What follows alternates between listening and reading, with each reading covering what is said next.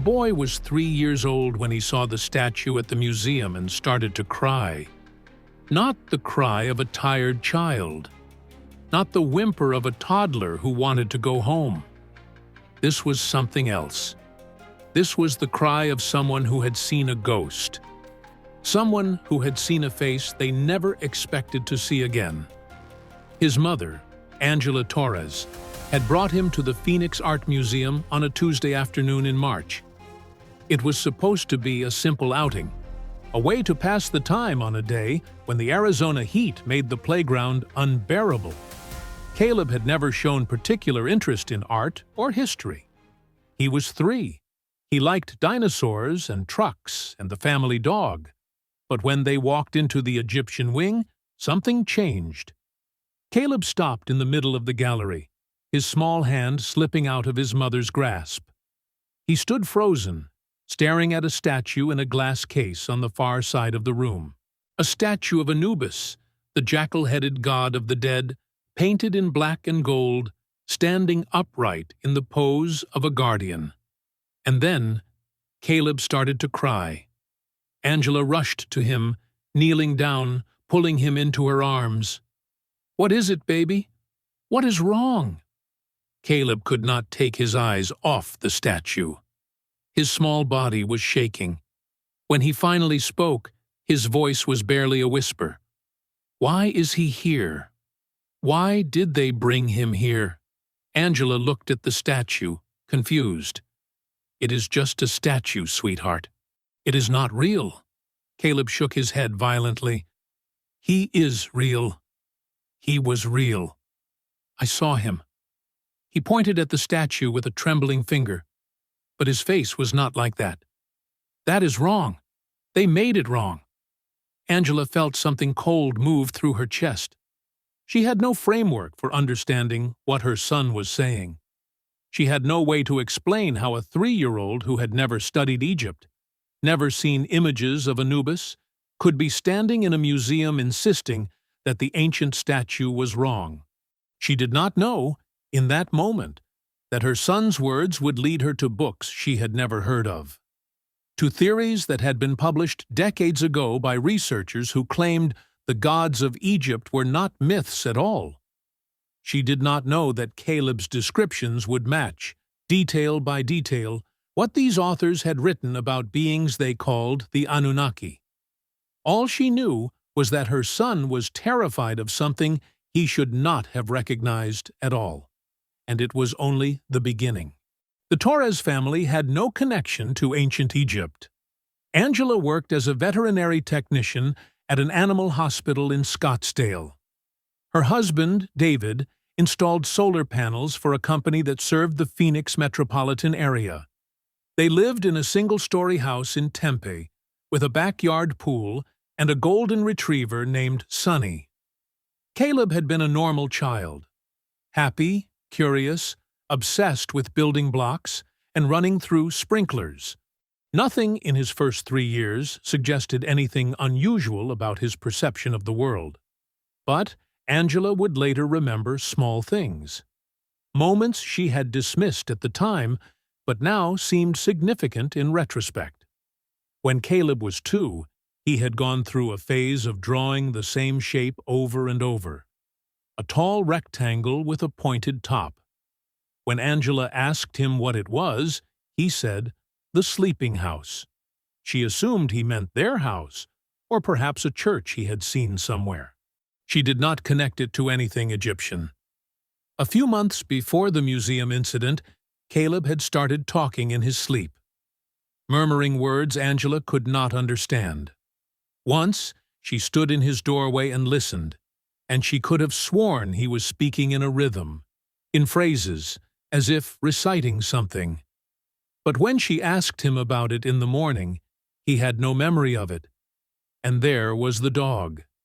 Sunny, their golden retriever, who had always been gentle and playful with Caleb. But sometimes Caleb would sit with Sunny and talk to him in a low voice, as if having a serious conversation. When Angela asked what he was saying, Caleb looked at her strangely. "I was telling him about before," Caleb said. about when the dogs were different. Angela had laughed it off. Children say strange things. But after the museum, she stopped laughing. The night after they visited the museum, Caleb woke at 2 in the morning, screaming. Angela found him sitting up in bed, eyes wide, staring at the corner of his room where the moonlight did not reach. "They are watching," he said. "They always watch when someone is going to die." Angela's blood went cold. "What are you talking about, baby?" "No one is going to die." Caleb turned to look at her, and his eyes held something old, something that did not belong in the face of a 3-year-old. "Not now," he said. "Before, when I was there. They watched the doors. They watched the bodies. They made sure no one took the people who were sleeping." Angela sat on his bed and pulled him into her lap. She forced her voice to stay calm. "Can you tell me more about them? The ones who were watching?" Caleb was quiet for a long moment. When he spoke, his voice was different, slower, more deliberate, as if he were translating from a language Angela could not hear. "They were tall, taller than Daddy. They walked on 2 legs like people, but their heads were not people heads. Their heads were like dogs, but bigger, longer. Their ears went up like this." He raised his hands above his head, indicating pointed ears. Their eyes were yellow. Not like Sonny's eyes, brighter, like the sun was inside them. Angela could barely breathe. "And they guarded the bodies? The sleeping ones?" Caleb nodded. "The kings and queens who were waiting to wake up. The dog people made sure no one bothered them. They walked through the tunnels at night. You could hear them." He paused, and a shiver ran through his small body. "Their feet made sounds on the stone. Click, click, click. Because their feet were not like our feet. What were their feet like?" Caleb looked down at his own feet, then back at his mother. "They had claws, hard claws that clicked on the floor. And when they walked past your door, you had to be very still. You had to pretend to be asleep. Because if they saw you were awake, they would look at you with the yellow eyes, and you could feel it." He pressed his hand against his forehead. "In here. They did not talk with their mouths. They talked in here." Angela held her son and felt tears running down her face. She did not understand what was happening. She did not know if her son was having nightmares or delusions or something else entirely. All she knew was that he was describing things with a specificity and consistency that did not match the imagination of a 3-year-old. That night, after Caleb finally fell back asleep, Angela did something she had never done before. She sat at her kitchen table with her laptop and searched for information about Anubis, about the jackal-headed god, about ancient Egyptian beliefs regarding guardians of the dead.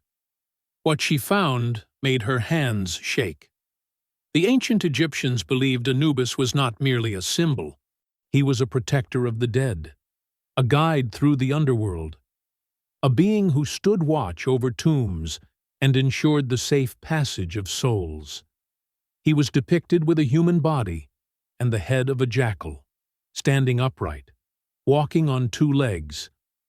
But it was something else Angela found that made her close her laptop and sit in the dark for a long time. In 1976, a man named Zecharia Sitchin had published a book called The 12th Planet. In it, he argued that the gods of ancient civilizations were not myths. They were not symbols or archetypes or figments of primitive imagination. They were real beings, physical creatures who had come to Earth from elsewhere and had interacted with humanity for thousands of years. Sitchin called them the Anunnaki, those who from heaven to earth came. And according to Sitchin, the strange depictions of gods with animal heads were not artistic conventions. They were accurate representations of different types of beings, different races or castes among the Anunnaki, each with their own appearance and function. Angela found interviews with Sitchin, articles about his theories, discussions of his work on forums and websites. She found other researchers who had built on his ideas. Erich von Däniken, who had asked why so many ancient cultures depicted gods with non-human features. Michael Tellinger, who wrote about the Anunnaki's role in creating human civilization.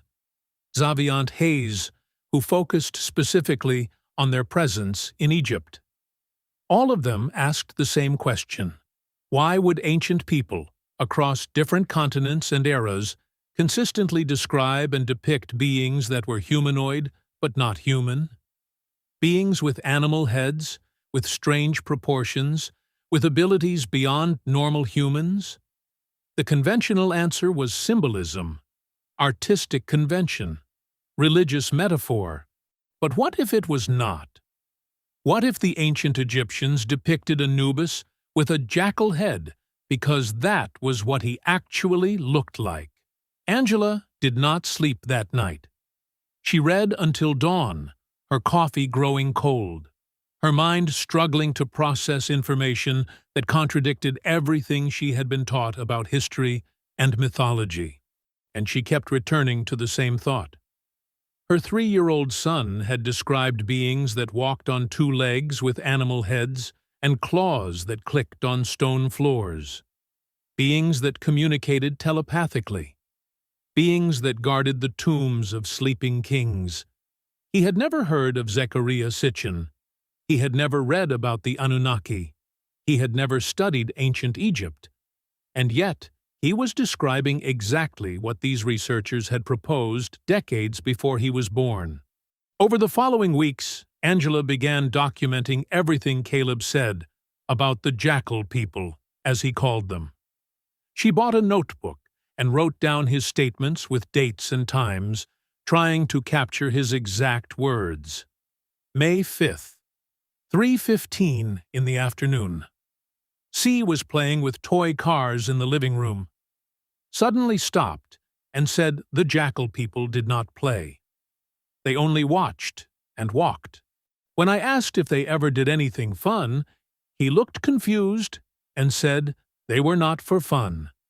They were for guarding. That was what they were made for.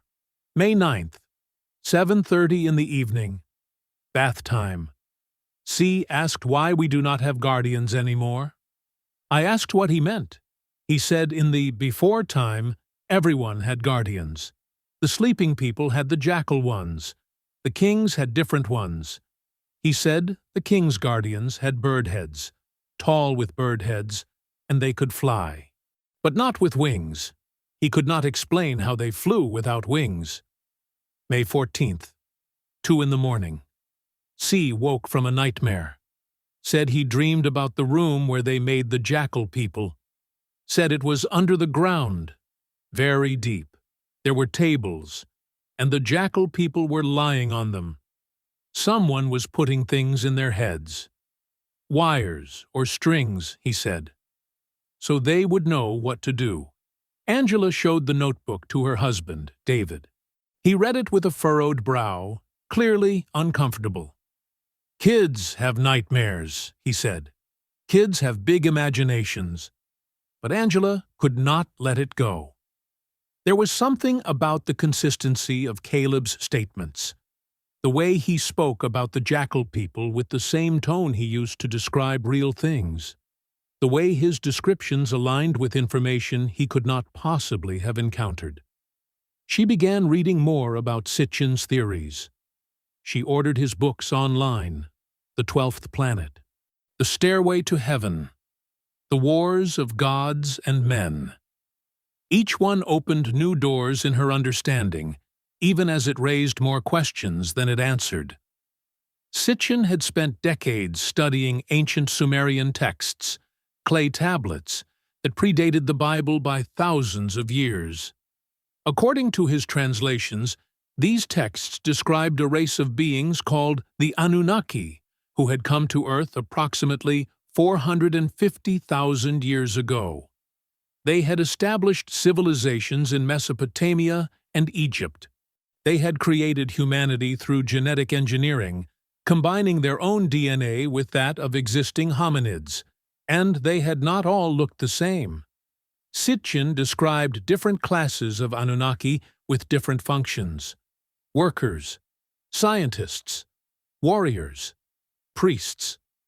Some texts described beings with animal features, beings that had been engineered or modified for specific purposes. Guardians, Angela thought, protectors of sacred spaces, watchers over the dead. Like Anubis, the more she read, the more she found connections to what Caleb had described. He had said the jackal people communicated telepathically. Sitchin's translations mentioned Anunnaki, who could project thoughts directly into human minds. Caleb had said they walked with claws that clicked on stone. Ancient Egyptian artwork depicted Anubis with hands that were more claw-like than human. Caleb had said they were made for guarding. Sitchin wrote about the Anunnaki creating specialized beings for specific tasks. Angela did not know what to believe. She was a veterinary technician, not a historian or archaeologist. She had no framework for evaluating ancient texts or alternative theories about human origins. All she had was a 3-year-old son who kept describing things that matched books written before he was born by researchers he had never heard of. One evening, she sat down with Caleb during a quiet moment. She had a picture on her tablet, an ancient Egyptian painting of Anubis from a tomb wall. She had not shown Caleb any images since the museum incident, afraid of triggering another reaction. But she needed to know more. "Caleb," she said gently, "can you look at this picture and tell me what you see?" Caleb looked at the screen. His face showed no fear this time, only a kind of sad recognition. "That is one of them," he said. "But the picture is not right. What is wrong with it?" "They made him too pretty." Caleb touched the screen, tracing the elegant lines of the painted figure. The real ones were not pretty. They were scary. Their mouths were bigger, more teeth, and they did not stand so straight. They bent forward a little, like this. He demonstrated, hunching his small shoulders slightly forward, like they were always ready to jump. Angela's heart was pounding. What else is wrong? The ears are too small, and there should be more of them. Caleb pointed to the painted figure, which showed a single Anubis. They did not walk alone. They always walked in pairs, 2 by 2. One watched left and one watched right, so nothing could sneak past. "Did you ever see them up close?" Caleb was quiet for a long moment. His small face grew troubled. "Once," he finally said. "I woke up when I was not supposed to. I heard the clicking on the stones and I opened my eyes." He paused, and Angela saw him shiver. One of them was standing in the door, looking at me. The yellow eyes were very bright in the dark, and I could feel him in my head. He was asking me why I was awake. "What did you do?" I pretended to be asleep again. I closed my eyes and did not move. And then I heard the clicking go away. Down the tunnel. Click, click, click, until it was quiet. He looked at his mother with eyes too old for his face.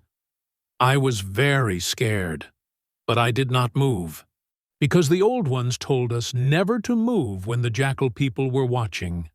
Angela pulled her son close and held him for a long time. She did not have words for what she was feeling. A mixture of fear and wonder and a strange, impossible hope that somehow, somewhere, the universe was larger and stranger than she had ever imagined. That night, she wrote in her notebook, "See described guardians walking in pairs." This matches Sitchin's description of Anunnaki security protocols In the Wars of Gods and Men, he wrote about guardians always operating in twos for redundancy. C has never seen this book. The entries continued to accumulate, page after page of observations that should have been impossible. One afternoon, Caleb was watching a nature documentary about African wild dogs. Angela watched from the kitchen, half expecting him to react. But he showed only mild interest until the narrator mentioned that wild dogs hunt in packs. Caleb shook his head. The jackal people did not hunt, he said to no one in particular. They did not need to eat like we do. They just drank the water from the special jars. Angela came into the living room. What special jars? The gold ones. In the temple. Caleb did not look away from the screen. The priests filled them with special water that came from the sky place. The jackal people drank it, and it kept them strong. Without it, they would get slow and sleepy. Angela thought about this for days. Then, reading through Sitchin's work again, she found a passage about the Anunnaki requiring specific substances to maintain their physical forms on Earth. Substances that had to be transported from their homeworld or synthesized in special facilities. Special water from the sky place. Gold jars in temples. Beings that would grow weak without their specific sustenance. Her son was 3 years old. He had never read a single page of Sitchin's work, and yet he was filling in details that the researcher had only hinted at. Angela started reaching out to others. She found online communities dedicated to discussing alternative theories about ancient Egypt. She joined forums where people shared similar experiences, children who seemed to remember things they should not know. She was careful at first, testing the waters, seeing who would listen without judgment. She found more than she expected. There were parents all over the world whose children had described similar beings, tall figures with animal heads. Guardians who walked on 2 legs but were not human. Entities that communicated without speaking. The details varied, but the core descriptions were remarkably consistent. And again, she found references to Sitchin, to von Däniken, to the researchers who had spent their careers arguing that the ancient gods were real. One forum member sent Angela a quote from von Däniken's Chariots of the Gods that she had not seen before. Von Däniken asked why, if ancient people were simply inventing gods, they would consistently give them such specific and strange characteristics. Why animal heads? Why human bodies with non-human features? Why would civilizations on opposite sides of the world, with no contact between them, develop such similar imagery? The simplest answer, von Däniken suggested, was that they were describing what they actually saw. Angela read the quote to her husband that evening. David listened, his face unreadable. "So you think our son is remembering a past life," he said, where he saw aliens with dog heads walking around ancient Egypt. Angela did not know how to answer. When you say it like that, it sounds crazy. But how else do you explain what he knows? David was quiet for a long time. Then he said something that surprised her. My grandmother used to tell stories about her grandmother back in Mexico, about how she remembered things from before, things from the old times. My mother said it was nonsense, but my grandmother believed it.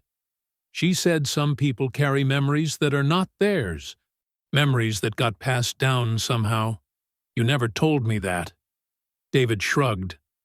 I did not believe it. I still do not know if I believe it.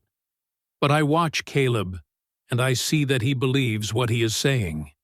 He is not making it up to get attention. He is remembering something. I just do not know what. They sat together in silence, 2 parents trying to make sense of something that defied their understanding of the world. And in his bedroom down the hall, Caleb slept peacefully, dreaming dreams of corridors beneath the sand where beings with jackal heads walked their eternal rounds, click, click, click, guarding the sleeping ones until the promised day when they would wake. There is a detail Angela discovered only years later, long after Caleb had forgotten his visions and moved on to the concerns of childhood and adolescence. A detail that still keeps her awake on certain nights when the desert wind blows hot through Tempe and the stars seem closer than they should. She had been organizing old files on her computer, clearing space, when she stumbled upon a folder she had created during those feverish months of research. Inside was a document she did not remember saving. A transcript of an interview with a man named Robert Temple, author of The Sirius Mystery. Temple had spent years researching the Dogon people of Mali, a tribe in West Africa who possessed astronomical knowledge that should have been impossible. The Dogon knew about Sirius B, a white dwarf star invisible to the naked eye, centuries before Western astronomers discovered it with telescopes. They knew its orbital period. They knew its density. They described it as heavy, the heaviest thing in the sky. And they said their knowledge came from visitors, beings they called the Nommo, who had descended from Sirius and taught them the secrets of the stars. Angela had read about the Dogon before, but what she had forgotten, what the old transcript reminded her, was something Temple had mentioned almost in passing. The Dogon described the Nommo as amphibious beings, creatures of the water, but they also spoke of other visitors, guardians who served the Nommo, beings with the heads of jackals who walked upright and communicated without words. Angela sat in front of her computer for a long time, reading and rereading that passage. The Dogon lived thousands of miles from Egypt. Their traditions predated European contact by centuries. They had no connection to Egyptology, no exposure to Sitchin's theories or von Däniken's questions, and yet they described the same beings Caleb had seen in his dreams: jackal-headed guardians, telepathic communication, servants of visitors from Sirius. Angela printed the transcript and added it to her notebook. Another thread in a tapestry she was only beginning to understand. She began to wonder if the jackal people were not limited to Egypt at all, if they had walked other lands, guarded other tombs, served other masters, if the mythology of Anubis was simply one culture's memory of something far older and far more widespread. She found hints in other traditions. The cynocephaly of Greek legend, dog-headed men said to live at the edges of the known world. St. Christopher, depicted in early Orthodox icons with a dog's head, a detail the Church later suppressed. The Xolotl of Aztec mythology, a dog-headed god who guarded the underworld and guided souls through darkness. Different names, different cultures, different eras, but always the same image. A being with a human body and a canine head, standing upright, walking on two legs, serving as a guardian between worlds. Angela shared these discoveries with David one evening, spreading printouts across the kitchen table, drawing connections with a red pen. David looked at the web of images and notes. He was quiet for a long time. "You really believe this?" he finally said. "Not as a maybe. You really believe Caleb saw something real?" Angela considered the question carefully. "I believe Caleb experienced something he could not have invented. I believe his descriptions match accounts from cultures that had no contact with each other. I believe there are too many connections to dismiss as coincidence." She paused. "Whether that means aliens or ancient genetic engineering or something we do not have words for yet, I do not know. But I believe the jackal people were real, in some form, in some time. They were real." David picked up a printout showing an ancient Egyptian painting of Anubis beside a photograph of a Dogon ceremonial mask. The resemblance was unmistakable. If they were real, he said slowly, where did they go? Angela had asked herself that question many times. She did not have an answer, but she had theories, hypotheses drawn from Sitchin's work, from von Däniken's questions, from the strange patterns she saw repeating across cultures and centuries. Maybe they left when their masters left, she said. Maybe they were engineered for a specific purpose, and when that purpose was complete, they were no longer needed. Maybe they are still here, somewhere, sleeping like the kings they guarded, waiting for the day when they will be needed again. David shook his head, not in denial but in wonder. This is a lot, he said. This is a lot to take in. I know. And Caleb just woke up one day and started remembering it. Angela nodded, like he had been there, like he had seen them with his own eyes. David looked toward the hallway where their son's bedroom door stood closed. The boy was asleep, dreaming ordinary dreams now. His memories of the jackal people faded to nothing. Do you think it will ever come back? David asked. The memories? Angela did not know. The literature on past life memories in children suggested that such memories typically faded by age 7 or 8. Caleb was already past that threshold. Whatever he had known, whatever window had briefly opened in his mind, it seemed to have closed. But Angela had read accounts of adults who suddenly remembered things from childhood that had been dormant for decades, triggered by a place, a sound, a smell. The human mind was strange. Memory was stranger. Maybe, she said, someday, something might trigger it. Would that be a good thing or a bad thing? Angela thought about her son's face when he had looked at the statue of Anubis. The terror in his eyes, the way his small body had shaken when he described the yellow eyes looking into his. I do not know, she admitted. I do not know. As months passed, Caleb's memories seemed to fade, as childhood memories do. He spoke less frequently about the jackal people. He became more interested in the normal concerns of a 4-year-old. Preschool friends, cartoon characters, the swimming pool in the backyard. But occasionally, something would trigger a flash of the old knowledge. Once, watching a cartoon that featured a mummy character, Caleb commented that they wrapped them wrong. When Angela asked what he meant, he explained that the wrappings were supposed to go in a special pattern, like a maze, so the sleeping person's spirit could find its way back. Another time, he pointed at the family dog and said, Sonny's great-great-great-grandmother knew the jackal people. When Angela asked what he meant, he said dogs remembered things too, that the jackal people had worked with dogs or been related to them somehow, before they were changed. And once, on a clear night when Angela had taken him outside to look at the stars, Caleb pointed at a particular spot in the sky and said that was where they came from. The jackal people and all the others. A place very far away that you cannot see without special eyes. Angela looked up at where he was pointing. She could not identify the constellation. Later, she looked it up on a star map. Caleb had been pointing toward Sirius, the dog star, the brightest star in the night sky. The star the ancient Egyptians had associated with Anubis. Angela never told Caleb about this connection. She never showed him star charts or explained the mythology.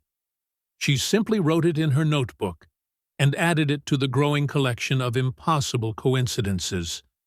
The years passed. Caleb grew from a child into a teenager, then into a young adult. He showed no further signs of unusual memories or knowledge. He studied engineering in college, got a job at a solar energy company like his father, met a woman named Rachel who laughed easily and made him smile. Angela never told him about her research. She kept the notebook hidden, along with the books by Sitchin and von Daniken and Temple. She did not want to burden him with questions he could not answer, with memories he could no longer access. But she never stopped wondering. And then, on a summer evening when Caleb was 26, he called her with a strange question. "Mom?" he said, his voice uncertain. "This is going to sound weird, but did I ever say anything strange when I was little? About dogs or guards or something like that?" Angela's heart stopped. She gripped the phone tightly. "Why do you ask?" There was a pause on the line. "Rachel and I went to a museum today. There was an Egyptian exhibit. And when I saw this statue, I had the strangest feeling. Like I had seen it before. Like I knew it from somewhere. But that is impossible, right? I have never been to Egypt." Angela sat down slowly. Her hands were trembling. What did the statue look like? It had a dog's head. Or a jackal, I guess. The placard said it was Anubis. And when I looked at it, I felt like I could not breathe. Rachel thought I was having a panic attack. But it was not fear exactly. It was more like recognition. Like seeing someone you knew a long time ago. Angela closed her eyes. The memories were still there. Buried deep, but not gone. Waiting, as she had always suspected, for the right trigger to bring them back.